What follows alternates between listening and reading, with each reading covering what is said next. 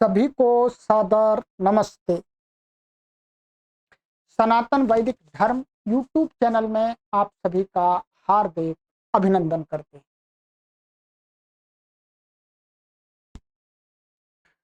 मित्रों, सनातन वैदिक धर्म यूट्यूब चैनल आप सभी को निरंतर जागरूक बनाने के लिए कार्य करता है। इसी जागरूकता की श्रृंखला में एक बार पुनः उपस्थित हैं आपके समक्ष। आपके साथ कुछ विचारों का आदान प्रदान करेंगे,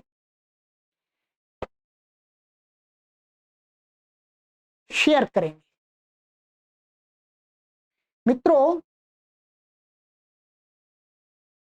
हम निरंतर चिंतन मनन करते रहते हैं क्योंकि हमारा कार्य ही यही है। पढ़ना, पढ़ाना, स्वाध्याय करना और स्वाध्याय करके कुछ विचार करना, चिंतन करना और फिर आप तक वीडियो के माध्यम से पहुंचा।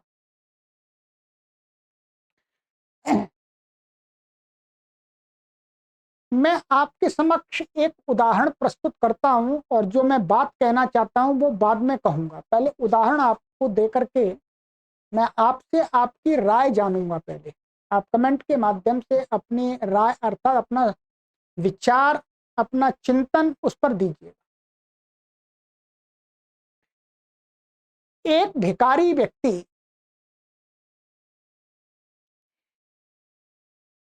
घूमता है और भीख मांगता है। भीख मांगता है, धनवान लोगों के पास में जाता है, बाबूजी कुछ दे दो। वो धनवान व्यक्ति, जो भी लोग हैं, उसको 1 रुपया, 2 रुपया, 5 रुपया, 10 रुपया दे देते। इस प्रकार से वो सारे दिन घूमता है और जिन जिन से वो भीख मांगता है उसको वो सभी लोग कुछ न कुछ दे देते। और इसी प्रकार से फिर वो अगले दिन जाता है, फिर भीख मांगता है, फिर उसको भीख में मिल जाता है। इस प्रकार से एक भिखारी का पूरा जीवन व्यतीत होता है।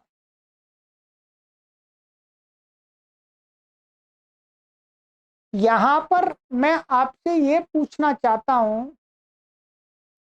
कि जो वो भिखारी है, वो जिनसे भी भीख मांगता है वो उसको भीख दे देते हैं,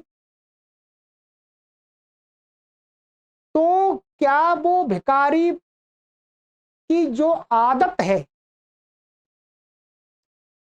वो आदत माने जो उसको भीख मिल रही है, हम उसको भीख दे रहे हैं, क्या हमारा भीख का देना उस भिखारी को स्ट्रांग बनाता है, उसको कर्मठ बनाता है, उसको पुरुषार्थी बनाता है, उसको मेहनती बनाता है, उसको परिश्रम करना सिखाता है? आपका क्या उत्तर होगा? बात दोबारा सुन लीजिएगा कि जिस भिखारी को हम लगातार भीख देते रहते हैं, वो हमसे मांगता है और हम भीख देते रहे और वो अपना पूरा जीवन भीख मांगते ही मांगते गुजार देता है, क्या वो हमारे इस व्यवहार से, भीख देने के व्यवहार से, भिखारी क्या वास्तव में एक अच्छा व्यक्ति बन जाता है, कर्मठ बनता है, पुरुषार्थ करने वाला बनता है, परिश्रमी बनता है, संघर्षों से लड़ना सीखता है, स्वाभिमानी बनता है? क्या बनता है, क्या नहीं बनता? आप कमेंट के माध्यम से बता दीजिएगा। मेरा मानना है कि नहीं, हमारा भीख का देना उस भिखारी को आलसी और निकम्मा और निठल्ला बनाता है। मैं अपना विचार आप पर थोप नहीं रहा, ध्यान रखिएगा। जितने भी भिखारी हमने देखे हैं, जिनको भीख मांगते रहते हैं, भीख मांगते मांगते अपना पूरा जीवन पार कर देते हैं, वो कोई विशेष कार्य नहीं कर पाते। उनकी सोच वही की वही रहती है, बस वो समाज के लिए, ना स्वयं के लिए, ना अपने परिवार के लिए उपयोगी नहीं हो पाते। क्यों? क्योंकि उनकी भीख मांगने की वृत्ति और हमारी भीख देने की वृत्ति, ये दोनों वृत्तियां मिलकर के उसके अंदर उसकी मनोवृत्ति को ऐसा बना देती हैं कि काम करने की कोई आवश्यकता नहीं है, पढ़ाई लिखाई करने की कोई आवश्यकता नहीं है, बस भीख मांगी, भीख मिल गई, काम चल गया। ये हम दोनों की वृत्तियां, उस भिखारी की वृत्ति और हमारी वृत्ति दोनों मिलकर के उसको क्या बनाती है? निकम्मा और निठल्ला। शायद आप में से कोई एग्री ना हो, परंतु अनेक हमारे दर्शक एग्री होंगे। नहीं तो आप करके देख लीजिएगा। किसी व्यक्ति को आप बिना किसी काम किए हुए उसको देते रहिएगा, पैसे मांगता रहे वो कभी भी परिश्रम नहीं करना चाहिए। अब एक दूसरा उदाहरण लेते हैं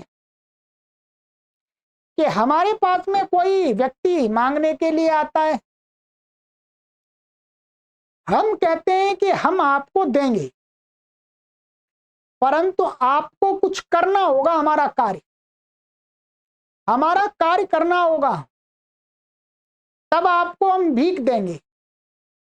अर्थात भीख अर्थात तुम्हें जो चाहिए, खाने के लिए रोटी चाहिए या पैसे चाहिए, वो देंगे, परंतु तुमको पहले काम करना होगा। वो व्यक्ति भिखारी था, परंतु हमने जब उसको कहा और वो 10 जगह गया, 10 लोगों के पास गया, 10 लोगों ने यही कहा कि भाई पहले काम करो तब तुमको हम देंगे कुछ। तो उसको लगा कि भाई आज बात बनने वाली नहीं है, आज तो मुझे कुछ करना ही पड़ेगा। कोई देता ही नहीं उसको, तो उसने काम किया और उसको मिल गया। इस प्रकार से वो अगले दिन भी गया, अगले दिन गया, उसने मांगा, फिर लोगों ने कहा भाई काम करो फिर आपको देंगे जो भी देना होगा। इस प्रकार से उसको कुछ दिन उसने किया, उसने पूरा अनुमान लगा लिया कि अब बात बनने वाली नहीं है, अब तो मुझे कुछ करना ही पड़ेगा।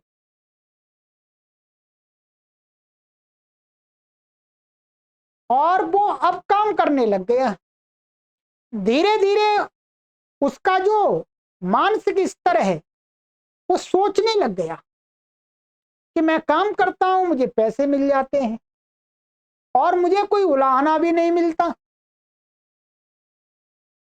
मैं इतना काम करता हूं, मुझे इतना मिलता है, अच्छा मैं थोड़ा अधिक काम करूंगा तो मुझे और मिलेगा, मैं थोड़ा और अधिक काम करूंगा तो मुझे और अधिक पैसे मिलेंगे, मैं यदि सेठ जी का थोड़ा और अधिक काम कर दूंगा, पूरे दिन काम कर दूंगा तो मुझे 500 रुपए मिल जाएंगे, और भी बिना किसी हे दृष्टि के मिल जाएंगे। इस प्रकार से उन दोनों का व्यवहार मिलकर के उस भिखारी को कर्मठ बना दिया, एक पुरुषार्थी बना दिया, एक परिश्रमी व्यक्ति बना दिया। आप देख लीजिएगा,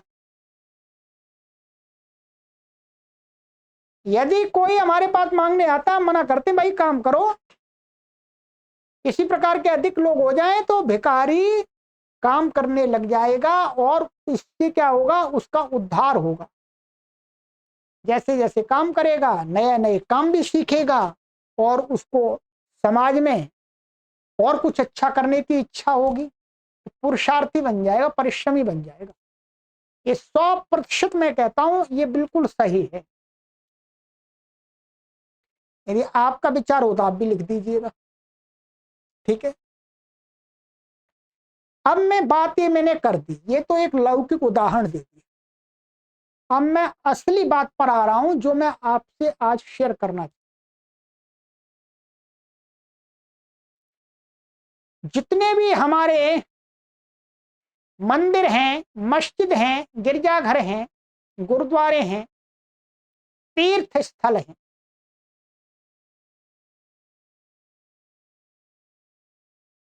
वहां पर हम जाते हैं और ये कहिएगा 100%, 100% लोग क्या करते हैं, वहां जाकर के हम मंदिर में जाते हैं, पूजा पाठ करते हैं और जैसे ही पूजा पाठ करके निपटते हैं वैसे ही मांगने लग जाते हैं। हे प्रभु ये दे देना, हे प्रभु ये दे देना, ये दे देना, ये दे देना, मेरा ये काम कर देना। ये मंदिरों की और मस्जिदों की, गिरजाघरों सबकी यही दशा है वास्तव में। हम निंदा नहीं कर रहे, ध्यान रखेंगे आप, हम चिंतन कर रहे हैं। हम सभी मनुष्य हैं।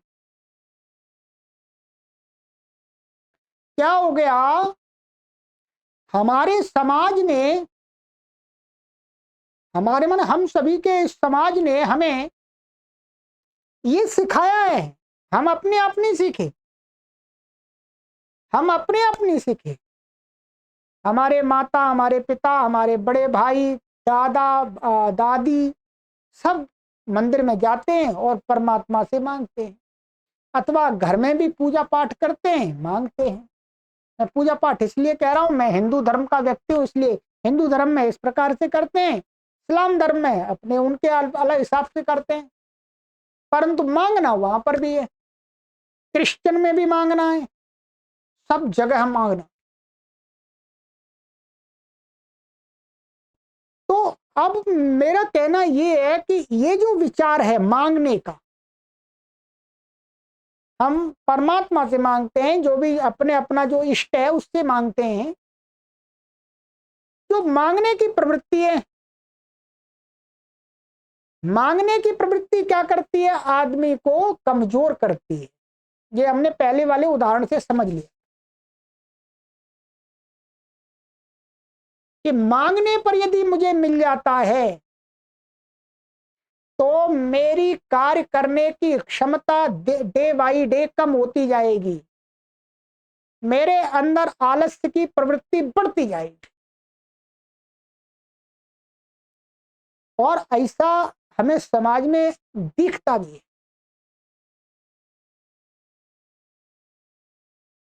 तो जो ये मांगने की प्रवृत्ति है, क्या मांगने की प्रवृत्ति है, बिना कुछ किए मांगने की प्रवृत्ति है, ये वस्तुतः हम मनुष्य जाति के लिए अच्छी नहीं। ये हम मनुष्य जाति को कमजोर करती है, ये हमको निकम्मा और निठल्ला बनाती है। शायद मैं यदि गलत ना हूं तो मैं ये कहना चाहूंगा कि हम अपने इष्ट का ध्यान करें, इष्ट की पूजा करते हैं, करें तो उससे कुछ मांगे नहीं। क्या है? उससे कुछ मांगे नहीं, उसके सामने ऐसा संकल्प लें